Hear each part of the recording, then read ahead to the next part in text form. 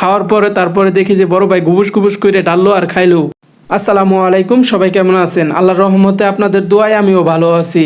বিকালবেলা ঘুরতে বের হয়ে গেলাম মাঠে। মাঠে আসার পর দেখি যে বাচ্চারা ফুটবল খেলতেছে, বাচ্চারা সুন্দরভাবে পাস দিয়ে ফুটবল খেলতেছে।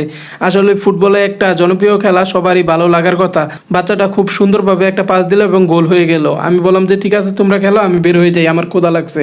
তারপরে আসার পর দেখি যে মামা মুড়ি বানাচ্ছে এবং আমি সেই মুড়ি খাওয়ার জন্য প্রস্তুত হলাম এবং মুড়িটা খুবই সুন্দর করে প্যাক করে দিল, আমিও খাইলাম। আসলে এই মুড়িটা খুব সুন্দর লাগছে। রাস্তায় চলার পথে দেখি যে বড় ভাইয়ের সাথে দেখা হয়ে গেল। বড় ভাই বললো যে চল গাড়িতে উঠ।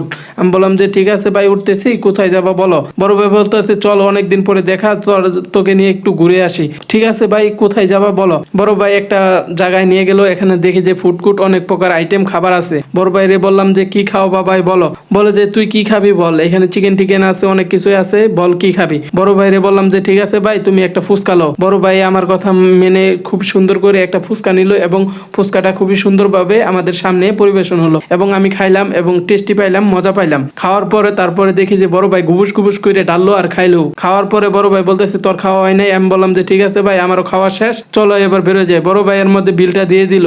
আমি তারপরে বললাম যে ঠিক আছে ভাই, আসো তাহলে আমরা বের হয়ে যাই। বড় ভাইকে নিয়ে আমরা রাস্তায় বের হয়ে গেলাম। রাস্তায় দুই পাশে দেখি যে খুব সুন্দরভাবে বেলুন সাজিয়ে নিয়ে বসে আছে ছেলেটাকে বললাম যে দেও বেলুনটা, হাতে নিয়ে দেখি। হাতে নিয়ে দুই তিনটা ছবি তুললাম এবং বিদায় নিয়ে নিলাম আজকের মতো। আল্লাহ হাফেজ।